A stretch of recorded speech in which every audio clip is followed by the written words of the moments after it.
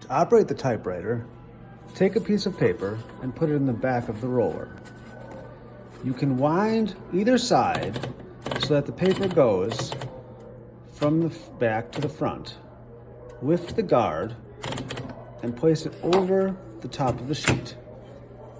You can then take the margin release button here to unlock the bar and move it in any direction you wish. Get over a little bit. This is where your text will be. You're now ready to type.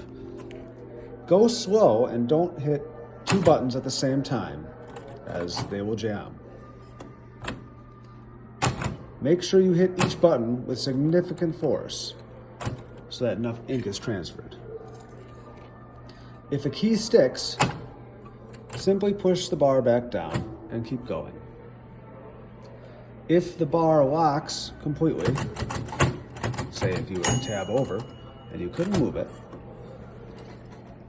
you would flip this lever on the side and move it to where you need. At any point, you can hit the margin release key to move the bar. When you're finished, simply roll out your sheet and place it on the board.